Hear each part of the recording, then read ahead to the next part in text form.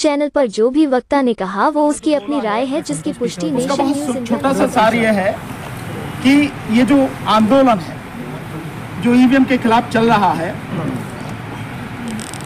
Civil society ने एक commission बनाया था जस्टिस मदन बी लोकुर साहब की अध्यक्षता में, जिसकी एक रिपोर्ट आई है citizen commission on election report EVM and VVPAT, और आदरणीय श्री प्रशांत भूषण साहब भी उसका एक अभिन्न अंग रहे हैं, हमारे बहुत सम्मानित साथी। तो उसमें भी जो बताया गया है बहुत सिंपल सा उसमें बताया गया है कि ईवीएम की जो मशीन है उनसे छेड़खानी हो सकती है, उनसे टेम्परिंग हो सकती है और उनसे free fair and transparent election संभव नहीं है।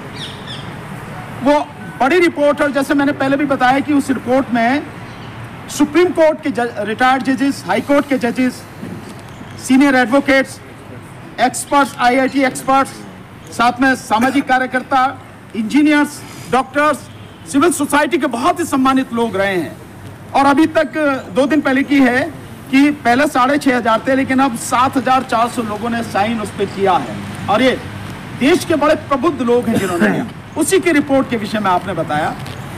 और आपने बताया कि राहुल गांधी जी से भी आज अभी मिले हैं सुबह, और उनसे कहा है कि आपको सामने आना पड़ेगा, एटलीस्ट या तो आप खुद आए सामने या फिर अपने लोगों को भेजें, क्योंकि अगर ईवीएम से चुनाव होता है तो आप जीत कर नहीं आ पाएंगे, आपकी जिम्मेदारी है। आप आएंगे तो लोगों का हौसला बढ़ेगा। ये सारी चीजें उन्होंने की हैं, और जो हमारा आंदोलन 16 तारीख को होने वाला है पटियाला हाउस कोर्ट से दिल्ली सुप्रीम कोर्ट तक, आपका सपोर्ट हमारे उस आंदोलन में भी है, और इस आंदोलन में देश भर में जहां भी होगा आप हर तरह से हमारे साथ में रहेंगे। जस्टिस ईश्वरैया साहब ने ये सारी बातें बताई हैं, जो हिंदी में मैंने आपको सार उसका बताया। अब मैं चाहूंगा कि हमारे बीच में बहुत ही हमारे सम्मानित बहुत सीनियर साथी, मैं समझता हूं जिनको सुनकर हमें बहुत हौसला मिलता है और सुप्रीम कोर्ट में बहुत सीना तान के जो लड़ते हैं, आदरणीय श्री प्रशांत भूषण साहब, सीनियर एडवोकेट। जैसे जैसे इसकी समझ बढ़ती गई कि इलेक्ट्रॉनिक वोटिंग मशीन में छेड़खानी करी जा सकती है, वैसे वैसे यूरोप में ज़्यादातर देशों ने, अमेरिका में ज़्यादातर स्टेट्स ने, सब ने ईवीएम हटाकर वापस पेपर बैलेट पर चले गए। अभी हाल में बांग्लादेश ने भी ये फैसला लिया कि वो ईवीएम हटाकर वापस पेपर बैलेट पर ही चुनाव कराएंगे, अपनी बार जो चुनाव। उधर जर्मनी के तो कॉन्स्टिट्यूशनल कोर्ट ने आदेश ही दिया पूरी सुनवाई करके कि ये इलेक्ट्रॉनिक वोटिंग मशीन से छेड़खानी हो सकती है, ये पेपर बैलेट से ही चुनाव करवाएंगे। हमारी इलेक्शन कमीशन ये कहती है कि नहीं, हमारे ईवीएम ऐसे हैं जिसमें कोई छेड़खानी नहीं हो सकती। इस पर मदन लोकुर साहब के नेतृत्व में, जो कि पूर्व सुप्रीम कोर्ट के जज थे, एक कमीशन आयोजित हुआ जिसमें कि दुनिया के सबसे बड़े बड़े एक्सपर्ट्स, इलेक्ट्रॉनिक्स, कंप्यूटर्स, ईवीएम्स के सबसे बड़े बड़े एक्सपर्ट्स ने आकर डिपोज किया, और आखिर में उन्होंने ये रिपोर्ट दी कि ये इलेक्ट्रॉनिक वोटिंग मशीन्स हिंदुस्तान की भी ऐसी हैं जिसमें छेड़खानी हो सकती है। तो इसलिए ये मांग बार बार उठ रही है। देखिए, सुप्रीम कोर्ट ने कई साल पहले ये आदेश दिया कि इलेक्ट्रॉनिक वोटिंग मशीन के साथ आप पेपर ट्रेल भी लाइए, क्योंकि जब तक पेपर ट्रेल नहीं होगी तब तक हम ये नहीं कह सकते कि भाई जितने लोगों ने जिसको वोट दिया उतने ही रिकॉर्ड हो रहे हैं कि नहीं हो रहे। और उसके बाद ये वीवीपैट मशीन्स आई। अभी तक वीवीपैट में सिर्फ 2% वीवीपैट मशीन्स के पेपर स्लिप्स की काउंटिंग करी जा रही है। ये बार बार डिमांड किया गया कि भाई सारे वीवीपैट स्लिप को काउंट करिए, सिर्फ 2% क्यों है? इलेक्शन कमीशन कहता है नहीं, उसमें 2 दिन और लग जाएंगे चुनाव होने, नतीजे आने में। अरे भाई, आप वैसे भी काउंटिंग जो है चुनाव होने के 1-1 महीने बाद करते हैं, 7 फेजेस में इलेक्शन करते हैं, 7-8 फेजेस में इलेक्शन होते हैं, तो 2 दिन और लग जाएंगे तो क्या बड़ी बात हो जाएगी। लेकिन वो कहते हैं कि नहीं, हम नहीं काउंट करेंगे। लेकिन मैं ये पहले मानता था कि अगर सारे वीवीपैट काउंट हो जाएं तो उसके बाद फिर रिज़ल्ट फ्री एंड फेयर हो जाएगा। लेकिन हाल में मैंने देखा, किसी ने आकर मुझे डेमोन्स्ट्रेट किया, एक डमी वीवीपैट मशीन लाए, एक डमी ईवीएम बनाया, एक डमी कंट्रोल यूनिट बनाया, और उन्होंने दिखाया कि अच्छा, ये बात मैंने रजिस्टर नहीं करी थी कि 2017 में वीवीपैट मशीन का डिज़ाइन बदल दिया गया। 2017 से पहले जो वीवीपैट मशीन थी, जिसमें आपको वो स्लिप दिखाई देती है सिंबल की, उसका कांच जो था वो ट्रांसपेरेंट था, बाहर से देख सकते थे कि अंदर क्या हो रहा है। 2017 में इसका डिज़ाइन बदल दिया गया और कांच को काला कर दिया गया और मिरर कर दिया गया, यानी कि आप बाहर से अंदर देख ही नहीं सकते जब तक कि अंदर एक बल्ब ना जले, और वो बल्ब 7 सेकंड के लिए जलता है, सिर्फ ये दिखाने के लिए कि जैसे आपने हाथ पर बटन दबाया है तो हाथ की स्लिप आपको 7 सेकंड के लिए दिखाई देगी, उसके बाद बल्ब बंद हो जाएगा। आपको स्लिप कट के गिरती हुई भी नहीं दिखाई देगी।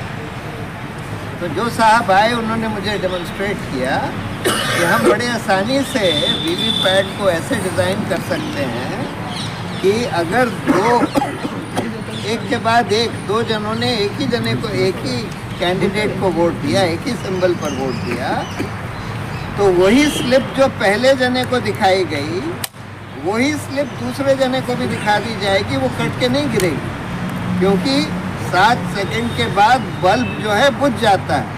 उसका डिज़ाइन ही ऐसा है कि बुझ जाता है, फिर आपको कुछ नहीं दिखाई देता कि वो स्लिप गिरी, कट के गिरी कि नहीं गिरी, या वही स्लिप वहीं पर है। तो दूसरे जने ने अगर उसी सिंबल पर वोट दिया तो आपको वही पर्चा दिख जाएगा जो पहले जने को दिखाया गया, और जैसे ही लाइट बंद होगी तो ये पर्चा कट के गिरेगा और एक और पर्चा दूसरे किसी सिंबल का कट के गिर जाएगा। अब जो कंट्रोल यूनिट में जो काउंटिंग होती है वो तो वीवीपैट से ही सिग्नल जाता है, वही काउंट होएगी। तो वीवीपैट ने, चाहे दोनों जनों ने मान लीजिए कांग्रेस को वोट दिया, लेकिन वीवीपैट ने एक स्लिप कांग्रेस की प्रिंट करी, वही स्लिप दूसरे को भी दिखा दी, और उसके बाद एक स्लिप मान लीजिए भाजपा की प्रिंट करी, और यही चीज़ कंट्रोल यूनिट में भी रिकॉर्ड हो जाएगी। तो वीवीपैट की अगर हम पूरी काउंटिंग कर भी लें, वो ईवीएम से मैच हो जाएगा, लेकिन फिर भी मैनिपुलेट हो सकता है। इसलिए अब ये डिमांड हुई है, इंडिया अलायंस ने भी ये डिमांड करी है कि भाई ये जो स्लिप वीवीपैट की गिरती है वो आप लोगों के हाथ में दे दीजिए। उसको आसानी से आप थोड़ा सा रीडिज़ाइन करने की ज़रूरत है वीवीपैट को, कि जो स्लिप कट के गिरती है हाथ में दे दीजिए और उसको एक दूसरे बैलेट बॉक्स में डाल दे वोटर, और फिर आप उस बैलेट बॉक्स की काउंटिंग कर लीजिए। वो तो उसमें अगर आप बार कोड लगा दें तो उसकी काउंटिंग फट से मशीन से भी करी जा सकती है, और वैसे भी अगर आप उसको मैनुअली भी काउंट करेंगे तो एक दिन में सारी काउंटिंग आसानी से हो सकती है। उसमें कोई डिले होने की भी बात नहीं है, ज़्यादा से ज़्यादा कुछ घंटे का डिले हो। तो इसको इलेक्शन कमीशन बिल्कुल मान ही नहीं रही। उनसे एक और डिमांड करी गई है कि भाई आप हमारे इंडिपेंडेंट एक्सपर्ट्स को इसका हार्डवेयर सॉफ्टवेयर देखने दीजिए मशीन का, क्योंकि देखिए ये मशीन्स में वीवीपैट में भी कंट्रोल यूनिट में भी हार्डवेयर भी होता है और उसी हार्डवेयर में सॉफ्टवेयर भी होता है। इलेक्शन कमीशन कहती है कि नहीं, इसमें ब्लूटूथ नहीं है तो बाहर से कोई डिवाइस उसमें कनेक्ट नहीं कर सकती। ब्लूटूथ ना भी हो तब भी आप उसके हार्डवेयर और सॉफ्टवेयर जो होता है उसमें ऐसा प्रोग्राम डाल सकते हैं, जैसे मैंने बताया कि दो अगर कंसेक्यूटिव नॉन बीजेपी वोट्स पड़ती हैं तो दोनों को वही स्लिप दिखा दी जाए और एक वोट नॉन बीजेपी को और एक वोट बीजेपी के पास चली जाए। ऐसा प्रोग्राम आसानी से डिज़ाइन किया जा सकता है। यही बात सिटीजन्स कमीशन ने भी कही, और इसीलिए ये सवाल उठ रहा है कि क्यों ये सरकार और उनका इलेक्शन कमीशन इस बात को इतना ज़्यादा रेजिस्ट कर रहा है कि हम ना तो आपको मशीन को देखने देंगे और ना ही हम पेपर स्लिप आपके हाथ में देंगे वहाँ डालने के लिए, ना ही हम वीवीपैट की पूरी काउंटिंग करेंगे। सब चीज़ों को वो लोग रजिस्ट कर रहे हैं और यहाँ तक जा रहे हैं कि मैंने उस आदमी ने जिसने डेमोन्स्ट्रेशन किया था उसका वीडियो अपने एक ट्वीट में डाल दिया और सरकार ने ट्विटर को लिख दिया कि भाई इस ट्वीट को हटा दीजिए।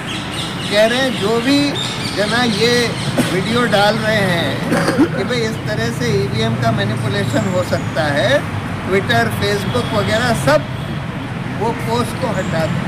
क्यों इस हद तक सरकार जा रही है कि लोगों को, जनता को ये दिखाने भी नहीं दे रही, बताने भी नहीं दे रही कि भाई इस तरह से ईवीएम का मैनिपुलेशन हो सकता है। तो इसलिए हमारा पूरा लोकतंत्र खतरे में है। मैं ये नहीं कह रहा कि 100% मैं सर्टेनिटी से कह सकता हूँ कि ईवीएम से मैनिपुलेशन हो रहा है, लेकिन इसकी बहुत शंका है और ये शंका उतनी ही बढ़ती जा रही है जितना इलेक्शन कमीशन ये सब दिखाने को या चेंज करने को रेजिस्ट कर रहा है, जितना सरकार लोगों, सारे सोशल मीडिया कंपनीज को कह रही हैं कि भाई लोगों को ये दिखाने भी मत दो। इसका मतलब ये है कि इसको कहते हैं चोर की दाढ़ी में तिनका। ज़रूर ऐसा इससे ये आशंका बढ़ गई है कि ये मैनिपुलेशन हो रहा है और इसीलिए अगर हमको लोकतंत्र को बचाना है इस देश में, ये सारी सिटीजन्स की जिम्मेदारी है। इसीलिए पूरे हिंदुस्तान में सिटीजन्स का बड़ा मूवमेंट होना चाहिए। पॉलिटिकल पार्टीज़ की भी जिम्मेदारी है, लेकिन आफ्टर ऑल लोकतंत्र तो हमारे लिए है। इसलिए पूरे देश में एक बड़ा पीपल्स मूवमेंट ईवीएम हटाओ, लोकतंत्र बचाओ के नाम से चलना चाहिए और वापस पेपर बैलेट की तरफ। कानूनी प्रॉब्लम बताई जा रही है कि जो इलेक्शन के रूल्स हैं उसमें चेंज करना पड़ेगा, उसमें पार्लियामेंट को इन्वॉल्व करना पड़ेगा। हालांकि पार्लियामेंट का सेशन अभी हमने देखा था, नई पार्लियामेंट बनाने के लिए सेशन बुला लिया गया था, लेकिन उससे भी बड़ी बात यह है कि यहाँ सब लीगल ल्यूमिनरीज बैठे हुए हैं। कोई भी रूल अगर चेंज किया जाता है तो उसका प्रोसीजर ये होता है कि वो रूल इम्प्लीमेंट तब हो जाता है जब वो रूल बना के पार्लियामेंट में प्लेस कर दिया। जैसे ही इलेक्शन कमीशन, क्योंकि नोडल एजेंसी इस रूल के बनाने वाली इलेक्शन कमीशन होगी, तो इलेक्शन कमीशन अगर रूल चेंज करके पेपर बैलेट का रूल बना के डालती है, पार्लियामेंट में सिर्फ प्लेस करना होता है। हर एक कानून में ये लिखा होता है as soon as the amended rules are placed before the parliament. Place करना होता है, कोई पास कराने की भी जरूरत नहीं है। तो ये कानून है, ये भी मैं आप लोगों को क्लैरिफाई करना चाहता था। कोई बहाना नहीं चलेगा, कोई भी लीगल जो इम्पेडिमेंट है वो है ही नहीं, ये सब झूठ है, इसके ऊपर हमें जाना नहीं। और जनता ने जब तय कर लिया है सिर्फ और सिर्फ पेपर बैलेट से होगा चुनाव हमारा, चुनाव आयोग कैसे तय करेगा कैसे होगा इलेक्शन? जनता चाहती है पेपर बैलेट से ही चुनाव होगा, सीधी बात। अब मैं आपके सामने बुलाना चाहूँगा बहुत ही सम्मानित आदरणीय जस्टिस वीरेंद्र कुमार यादव साहब को, वो आए और आपके बीच में प्रेस। इलेक्ट्रॉनिक वोटिंग मशीन के ऊपर जो बात हो रही है वो 100% सही कही गई है। और जब किसी चीज़ की विश्वसनीयता खतरे में पड़ जाए, कोई भी शंका उस पर कोई उठाए, तो एक हम भारत के लोगों की निष्पक्ष और पारदर्शी चुनाव का जो अधिकार है, जानने का जो हमें अधिकार है, उस पर गौर किया जाना चाहिए। चुनाव आयोग इन सब बातों के लिए क्यों गौर नहीं कर रहा है, ये अपने आप में फिर एक संदेह उत्पन्न करता है। इसलिए ईवीएम मशीन हैक हो सकती है या नहीं हो सकती है, इस पर बहुत ज़्यादा बहस की आवश्यकता नहीं है। ये देखते हुए कि विदेशों में भी ईवीएम को बंद कर दिया गया है और बैलेट पेपर से चुनाव होने लगा है। हमारे यहाँ भी पहले बैलेट पेपर से चुनाव होता था, इसलिए कोई ज़्यादा आवश्यकता इस बात की नहीं है कि हम ईवीएम पे ही जोर दें कि हम ईवीएम पे ही इलेक्शन कराएंगे। हमको चाहिए, चुनाव आयोग को चाहिए कि हम अपने जनमानस को, अपनी जनता को संतुष्ट कर सकें कि आपका वोट जिस जगह जा रहा है वो आपको दिख रहा है और आपके हाथ से ही जा रहा है। अब जब इलेक्ट्रॉनिक मशीन से 7 सेकंड के अंदर, मैं समझता हूँ कि भारत में 80% लोग तो ऐसे हैं जो 7 सेकंड में ये नहीं देख सकते हैं कि उनका वोट कहाँ पड़ा। हम खुद इस बात के लिए गवाह हैं कि हम जब जाते हैं तो वहाँ जाके देख के मशीनों को देख कर ये स्टाफ को देख के तो इतनी देर में तो जब उस पर बटन दबाते हैं आप रखते हैं, इतनी देर में 7 सेकंड पूरे हो जाते हैं, आप उसे देख ही नहीं सकते। तो एक अधिकार मेरा जो है मुझे ये जानने का कि जिसको मैंने वोट दिया है मेरा वोट उसी को कास्ट हुआ है, इस पर चुनाव आयोग को गौर करना चाहिए। और यदि जो वीवीपैट की बात आई है कि वीवीपैट को ही उसको दिखा दिया जाए और वो फिर दूसरे बैलेट बॉक्स में दे दिया रख दिया जाए, वो भी एक प्रक्रिया हो सकती है। लेकिन सबसे बेहतर तो ये है कि सारी समस्या का समाधान ये है कि आप ईवीएम हटाओ और बैलेट पेपर पर आ जाओ। इन्हीं शब्दों के साथ मैं इस आंदोलन का समर्थक हूँ और मैं चाहता हूँ कि जो 16 मार्च का जो वो है 16 तारीख का जो मार्च है वो सफल होना चाहिए। हम पूरी मदद हमारा सोशल एटमॉस्फेयर ऑर्गेनाइजेशन जितने हमारे हैं जो आज राहुल गांधी जी से भी मिले थे, हम सब उनको सपोर्ट करने के लिए। इलेक्शन कमीशन है कौन? इज ए पब्लिक सर्वेंट, जनता का नौकर। इतने समय तक उसने मूर्ख बनाया इस देश की भोली भाली जनता को और उसने कुछ नहीं कहा, तो वो ये मान के बैठा है कि सब जैसा वो हुक्म देगा वैसे ही मान लेंगे। ये संभव नहीं। मैं बार बार इलेक्शन कमीशन को चेतावनी दे रहे हैं हम लोग कि इस बार ईवीएम से चुनाव होने नहीं देंगे। उसकी समझ में ये बात आ जानी चाहिए, ये बात आ जानी चाहिए। ये आंदोलन इस देश के कोने कोने तक, गांव गांव तक, घर घर तक पहुंच चुका है। मैं आपको बताऊं, हमने कल ही इस समय जो प्रेस कॉन्फ्रेंस करी थी, एक नंबर हमने मिस कॉल के लिए जारी किया था 9667222062। आपको जानना है उस फोन की क्या हालत है? इस प्रेस कॉन्फ्रेंस पूरी तरह से खत्म नहीं हुई थी और उसके बाद मिस कॉल आनी शुरू हो गई। अभी भी आ रही हैं। उस समय से देखिए, ला दिखा मुझे, दिखा, मैं दिखाता हूं, जरा 1 मिनट दिखाइए, मैं आपको दिखाता हूं। अभी भी आ रही है। आप सारे के सारे साथी देखिए, लगातार इस मतलब एक पल के लिए ये फोन, एक पल के लिए ये फोन बंद नहीं है। इतने फोन आ रहे हैं और लगातार लोगों के फोन आ रहे हैं कि आपका फोन बिजी आ रहा है। हमने कहा भाई खराब होता तो समझ में आती, आप कह रहे बिजी आ रहा है तो हम क्या करें? आप अपनी आंखों से देखो। आप एक पल के लिए 24 घंटे अब होने वाले हैं, ये फोन बंद रही। इतने फोन लगातार आ रहे हैं। 5000 आ चुके हैं, 5000 अब तक आ चुके हैं और इसमें और भी ज्यादा हो जाते हैं। दिक्कत क्या है कि लोग फोन करते हैं तो जब तक उसकी घंटी अपने आप बंद नहीं होती लोग फोन बंद नहीं करते। होना ये चाहिए कि मिस कॉल में जब आप करते हैं, आपने घंटी दी और घंटी बजी, 2-3 बार घंटी बजी, आप काट दीजिए, मिस कॉल हो गई। लेकिन लोग तब तक बंद नहीं करते, इसलिए जो बाकी जो फोन है वो लाइन में लगे रहते हैं। ये इसकी स्थिति है। और जो मेरे पास फोन है, इसके अलावा जो हमने नंबर पहले दिया था, मेरा अपना नंबर, कितने फोन आ रहे हैं मैं आपको बता नहीं सकता हूं। तो इलेक्शन कमीशन और ये जो मैंने दिया वो तो है ही, इसके अलावा जो हमारे बाकी साथी हैं, भाई महमूद पराचा जी, राजेंद्र पाल गौतम जी, डीसी कपिल साहब, सर रतनलाल जी, प्रोफेसर साहब, सूरज मंडल साहब, सभी लोगों के पास जितने फोन आ रहे हैं, उससे आप अंदाजा नहीं है इलेक्शन कमीशन को कि ये कहां तक पहुंच चुका आंदोलन। तो हम सिंपल, हमारा ये कहना है, इलेक्शन कमीशन इस बात को समझ ले कि इस बार का चुनाव इस देश की जनता किसी भी सूरत में ईवीएम से होने नहीं देगी। वो अगर समझती है कि सरकार के पास में फौज है, पुलिस है, सब कुछ है, मैं कह रहा हूं अपनी तोप टैंकों को भी इस्तेमाल कर लेना, लेकिन जनता जब खड़ी होती है, इतिहास इस बात का गवाह है, टैंकों के मुंह भी बंद हो जाते हैं, तोपें भी शांत हो जाती हैं, बंदूकें भी नीचे को झुक जाती हैं। इस बात का अंदाजा होना चाहिए। ये जनता है, पब्लिक है, इसलिए इस बार इस देश की जनता ने ठान लिया है, वो अब अपने साथ इस इलेक्शन की जो धांधली हो रही है ईवीएम से, ये होने नहीं देगी किसी हालत में।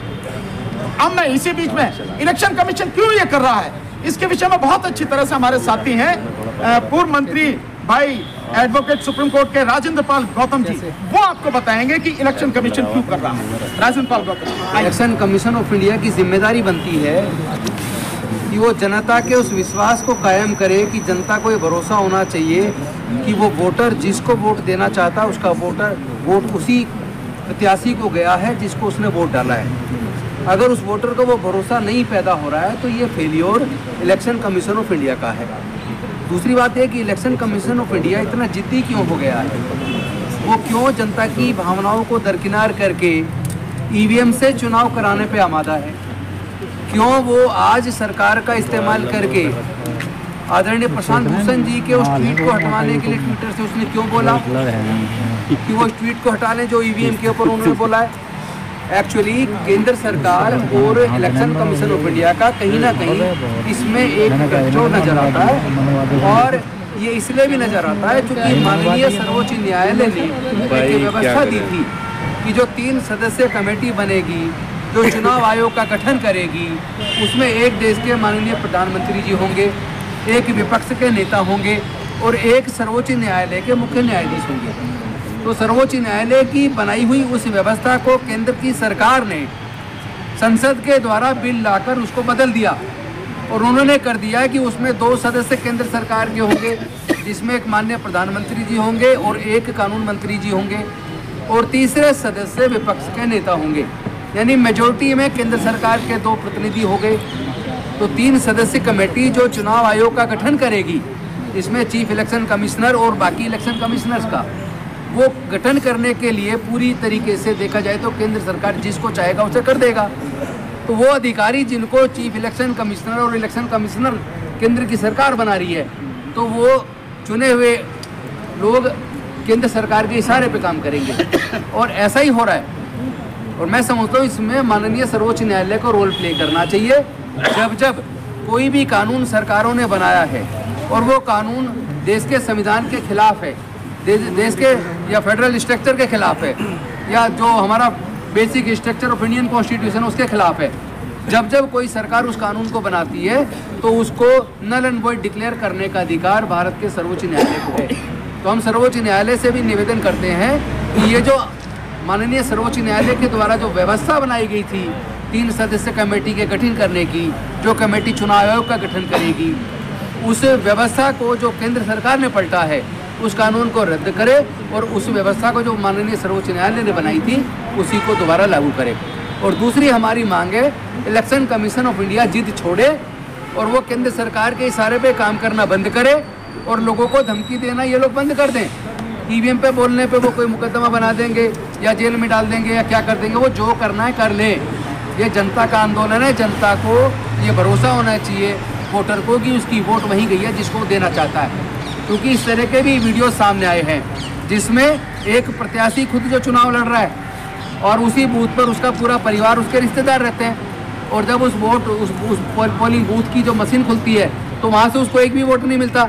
तो फिर कैसे भरोसा कर लें इस ईवीएम मशीन के ऊपर। और दूसरा जो नया जो अभी इसी तरह की वीडियो आई जिस तरह की प्रशांत भूषण जी बता रहे थे, जो उन्होंने ट्वीट भी की है कि लाइट जलते वक्त तो वही वाला वोट दिखा रहा है वो जिस पे उसने डाला है, लेकिन जब उस बॉक्स को खोल के देख रहे हैं पर्ची जो निकल रही है वो दूसरी निकल रही है। तो फिर कैसे इलेक्शन कमीशन द्वारा जो ईवीएम से जो चुनाव कराने की जिद है उस पर वोटर भरोसा क्यों करे। उस पर भरोसा कायम करवाने की जिम्मेदारी इलेक्शन कमीशन ऑफ इंडिया की है और वो केवल एक ही तरीके से संभव है।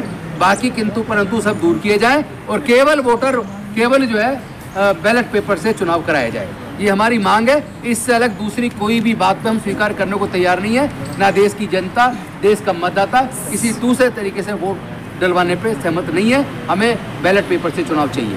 धन्यवाद। थोड़ा सा पीछे हो जाना। मैं मानता हूँ कि इंडिया बहुत बड़ा बाजार है, यहाँ आ जाओ। लेकिन मोदी की सरकार इस 2024 के बाद रहने वाली नहीं है। ये मैं आपको बता रहा हूँ कि 2024 के बाद मोदी सरकार रहने वाली नहीं है। और जब ये सरकार बदलेगी एलन मस्क क्या करेंगे। तो ट्विटर को भी मेरी तरफ से ये बहुत निवेदन है इन सारी चीजों को समझे और सोशल मीडिया जिस लिए बनाएगा उस जिम्मेदारी को निभाते हुए हर चीज जो पर डाली जा रही है लोगों तक पहुंचने दे, लोगों को देखने दे, ताकि लोग सच्चाई जान सके। और इसी सच्चाई को मजबूती से उजागर करने वाले हमारे बीच में एक बहुत जुझारू साथी हैं, सुप्रीम कोर्ट के एडवोकेट हैं, आदरणीय श्री बलराज मलिक साहब हमारे बीच में हैं। आप देख रहे हैं, आप ये शासन में होता रिक्वेस्टिंग मोड, लोकतंत्र में जनता हुक्म सुनाती है, रिक्वेस्टिंग मोड नहीं होता। सबसे पहले तो इस बात को समझना होगा। और ये सरकार किसी मोदी की नहीं है, किसी XYZ की नहीं है, ये देश की सरकार है और देश की सरकार को देश के लोगों के हिसाब से चलना होता है। जो भी उसमें टांग अड़ाएगा उसका इलाज देश की जनता को करना होता है। देश के पास ये लगातार राइट है, न केवल इलेक्शन में, लगातार 5 साल ये राइट बरकरार रहता है। वोट दे के घर बैठ जाएं, चुपचाप देखते रहें बदमाशियों को, ऐसा लोकतंत्र में ना अपेक्षित है, ना हो सकता, ना होता है।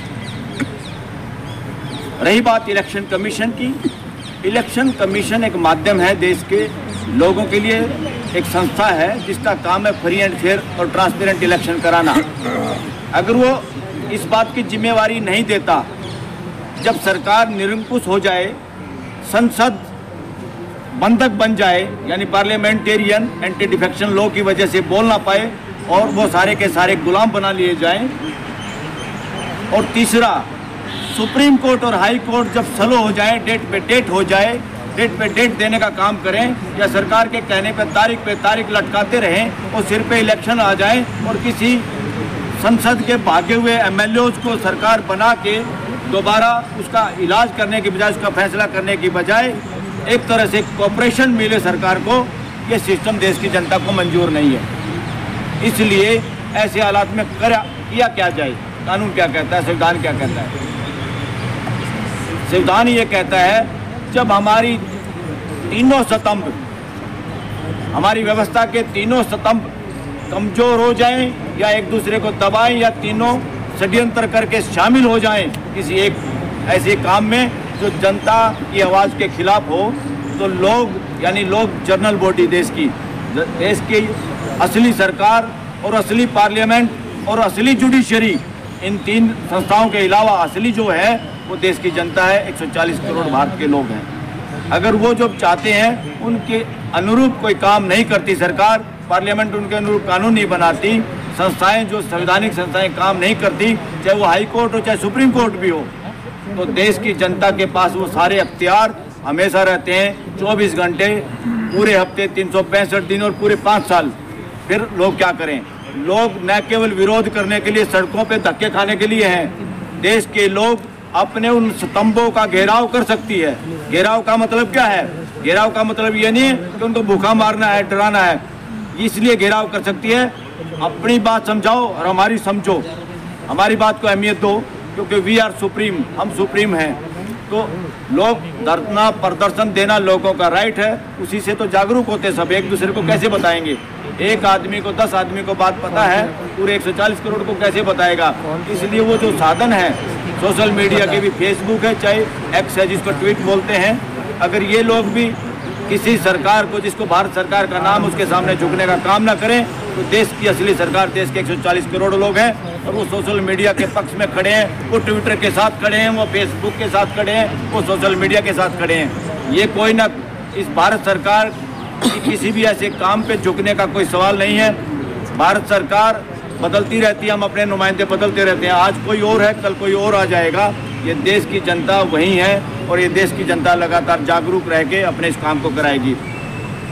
अब देखिए, इवन इलेक्शन कमिश्नर जिनकी जिम्मेवारी है फ्री एंड फेयर इलेक्शन कराना, ये जिम्मेवारी है, ये रिक्वेस्टिंग नहीं, उनकी जिम्मेवारी है। अगर वो इस काम में फेल होते हैं तो हम उस इलेक्शन कमीशन का घेराव भी करेंगे और जरूरत पड़ी इस देश को संसद का घेराव भी होगा, सरकार का घेराव भी होगा, प्राइम मिनिस्टर के हाउस का घेराव भी होगा। अब प्राइम मिनिस्टर कोई भी हो सकता है, मोदी हो, कोई और भी हो, सीएम कोई भी हो सकता है, नामों में कुछ नहीं रखा। ये किसी के बाप की सरकार नहीं है, ये देश की जनता की सरकार है। मगर जब मुद्दों पे जो आदमी नहीं बोलता, जिसकी जिम्मेवारी हमने बोलने की दी है, वो आदमी अगर जिम्मेवारी के साथ बोलता नहीं, कितने सारे उदाहरण हैं, खिलाड़ियों का उदाहरण हो, मणिपुर का उदाहरण है, कोई और उदाहरण, कितने सारे।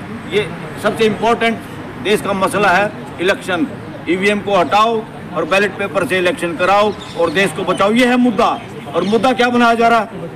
मुद्दा मंदिर मुद्दा ढोंग बनाया जा रहा, ढोंग को देश का मुद्दा बनाया जा रहा है। देश की हकीकत, देश के फ्यूचर को इग्नोर किया जा रहा है, जो कि फ्री एंड फेयर इलेक्शन है और जो कि सिर्फ और सिर्फ बैलेट पेपर से हो सकता है। क्या बदमाशी है ये? ब्लैक शीशा, अरे उसकी आंख खराब हो रही थी ईवीएम मशीन की, तुमने काला शीशा लगवा दिया, कोई किरणों से उसकी आंख खराब हो रही थी ईवीएम मशीन की। क्या बदमाशी है ये सरेआम चोर की दाढ़ी में दिन का नहीं, चोर का चेहरा काला पूरे देश को दिखाई दे रहा है कि चोर लोग हैं, सत्ता में जो बैठे हैं वो चोरी पे आमदा हैं और उसके जितनी संवैधानिक संस्थाएं हैं वो गुलाम बन चुकी हैं, वो उन चोरों का साथ देने के तैयार खड़ी हैं, इसलिए वो बातों का जवाब नहीं देती। बातों का जवाब सरकार का मुखिया नहीं देता, इलेक्शन कमीशन की क्या हिम्मत है वो जवाब देगा? तो ऐसी नपुंसकता के दौरान जनता को स्वयं खड़ा होना होगा।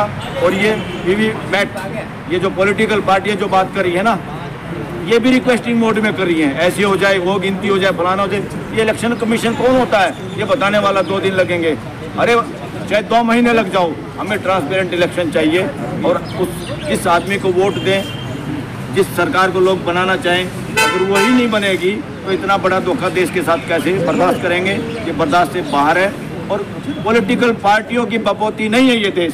ये और सुन ले सारी पॉलिटिकल पार्टियों को भी अपना वजूद अगर बचाना है तो देश के लोगों के इशारे के साथ काम करना होगा, चलना होगा।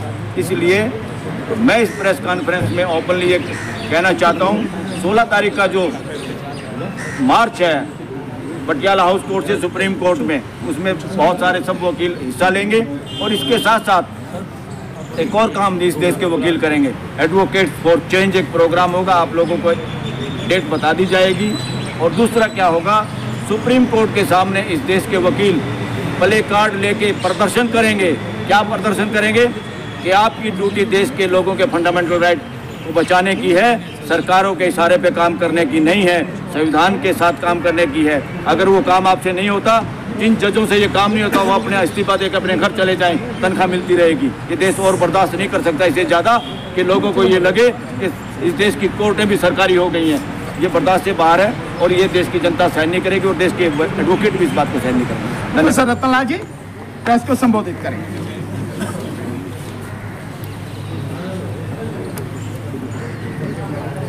हमारे जितने साथी हैं मीडिया, असली मीडिया,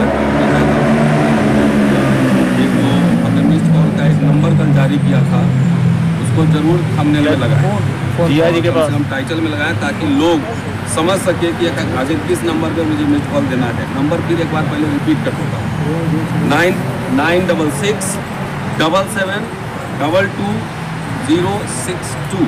आई रिपीट, 966 77 22 062। ये नंबर है।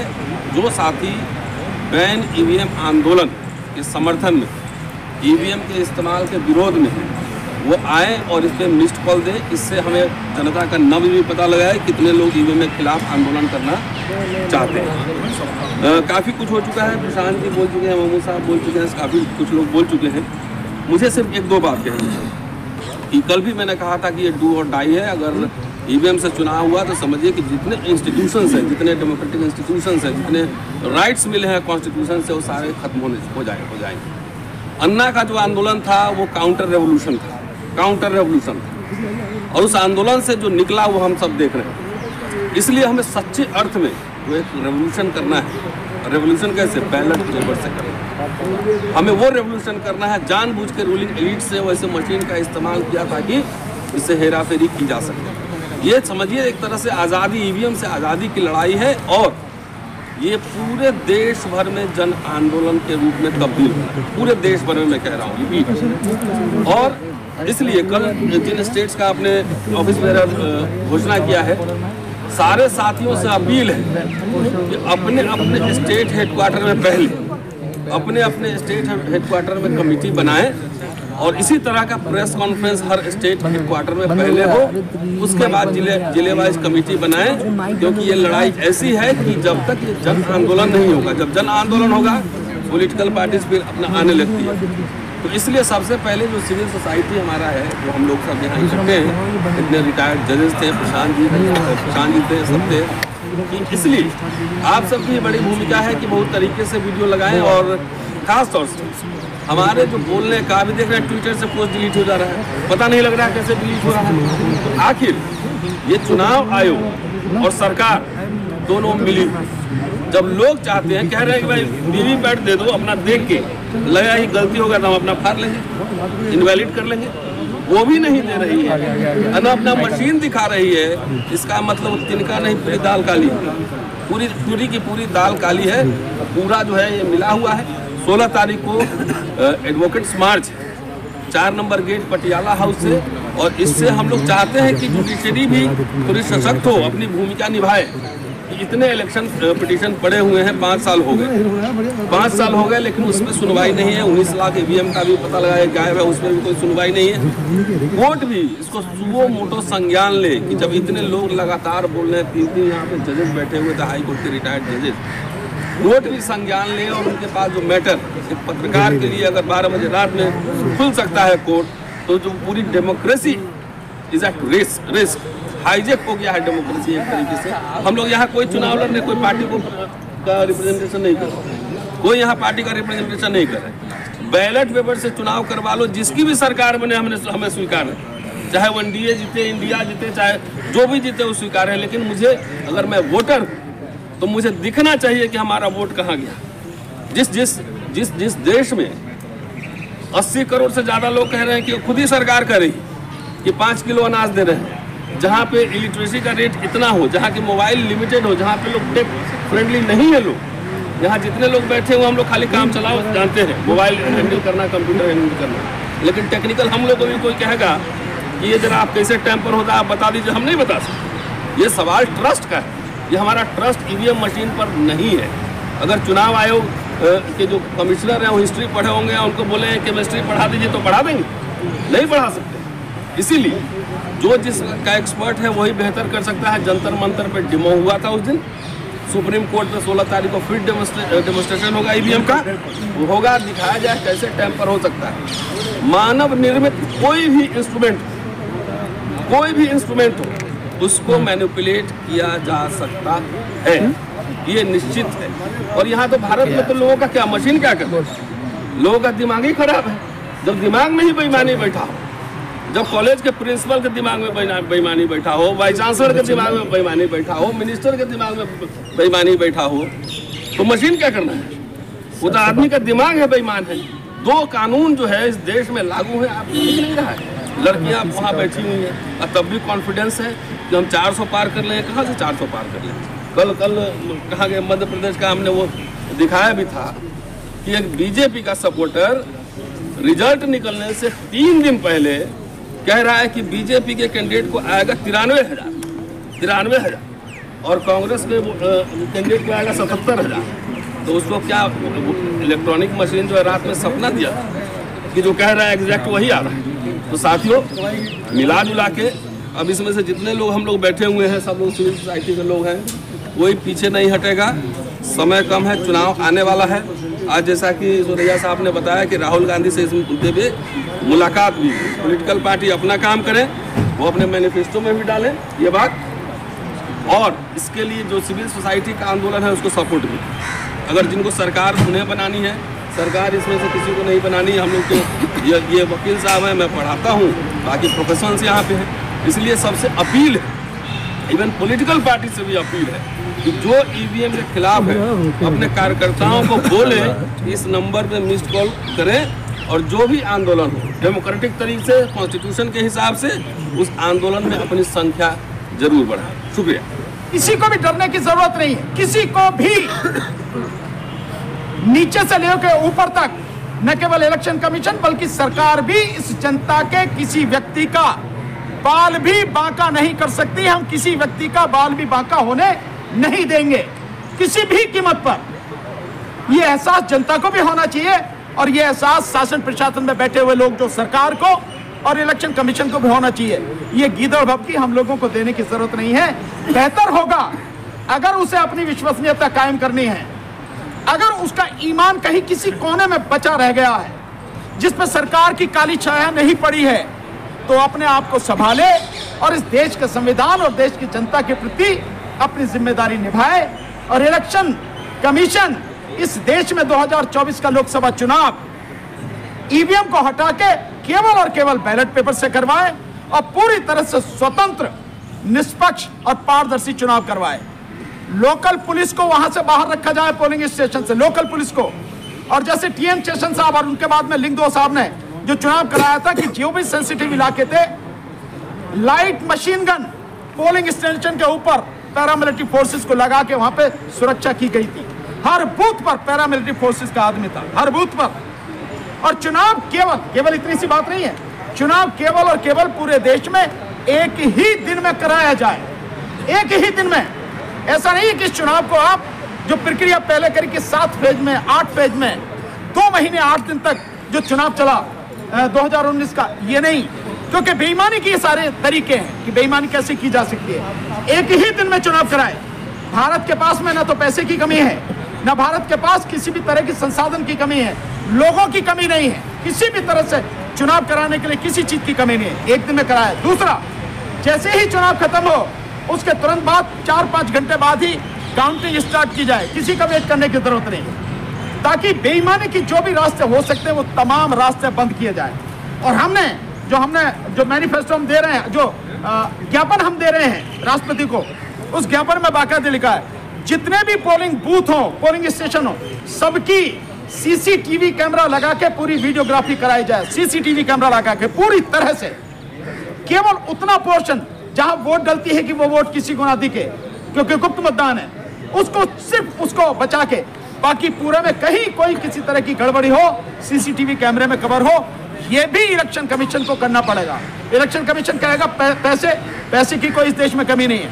जब इस देश का प्रधानमंत्री पिछले 4 साल में अपने प्रचार के लिए 5 लाख करोड़ रुपए खर्च कर सकता है, 5 लाख करोड़ रुपए हर जगह जहां देखो देश में केवल उसी का फोटो चस्पा दिखता है, तो पैसे इसमें अगर 10-20 हजार करोड़ लग जाए तो कोई दिक्कत नहीं। भारत का लोकतंत्र अगर लाख करोड़ रुपए लगा के भी बच जाए तो भी बहुत सस्ता है, इसमें कहीं कोई किसी चीज की कोई कमी नहीं होनी चाहिए। तो चुनाव पूरी तरह से ये करा जाए और उसके बाद जो वोटर लिस्ट में गड़बड़ी है, वो वोटर लिस्ट की गड़बड़ी मैं सबूत सहित आपको दिखाऊंगा सारी चीजें। 24 को जो मैंने कहा है, वोटर लिस्ट पूरी तरह से करेक्ट की जाए क्योंकि यही महीना है जनवरी का। और जैसा हमारे साथी महमूद पराचा जी ने बताया कि फॉर्म 6 भर के जिन लोगों की वोटें कटी हुई हैं, ये मेरा मतदाताओं से, जो वोटर हैं, जनता है, उनसे अपील है, देखें वोटर लिस्ट में उनका नाम है या नहीं है, क्योंकि पीछे जो रिपोर्ट आई 2019 के चुनाव में 5 करोड़ मुस्लिम की और 6 करोड़ दलितों की वोट सफा कर दी गई थी, काट दी गई, 11 करोड़ वोट काटी गई थी। और ये बाकायदा रिकॉर्ड है और ये सारी की सारी चीजें उस पे मीडिया पे, एनडीटीवी पे रवीश जी ने दिखाई और बाकायदा द वायर पे भी ये सारी चीजें दिखाई गई। इन चीजों का निश्चित रूप से ध्यान रखें। हालांकि ये जिम्मेदारी इलेक्शन कमीशन की कि किसी भी की वोट ना कट जाए। 18 साल का और उससे ऊपर की उम्र का जो व्यक्ति है इस देश में, उसकी वोट इलेक्टोरल रोल में होनी चाहिए, यानी वोटर लिस्ट में होनी चाहिए। ये जिम्मेदारी इलेक्शन कमीशन की है और इस जिम्मेदारी को निभाने के लिए नीचे जो काम करते हैं वो कलेक्टर, एडीएम और एसडीएम करते हैं। और एसडीएम, एडीएम और कलेक्टर वो भी सावधान रहें। ये जनता है, बहुत दिन तक इनकी सारी तानाशाही सब कुछ बर्दाश्त की है, इस बार बर्दाश्त नहीं करेंगे। किसी को भी जो जनता की पीठ में इस बार छुरा भोंकेगा, जो जनता के साथ गद्दारी करेगा, जनता उसको अच्छी तरह से देख रही है। ये सारी चीजें होनी है, ये सारी चीजें की जानी है। इन सब के लिए मैं फिर से एक बार जनता से कह के डरने की जरूरत नहीं है। लड़ाई जिस तरह से आप शुरू कर दी आपने लड़नी, इसको अंजाम तक पहुंचाना है। और अब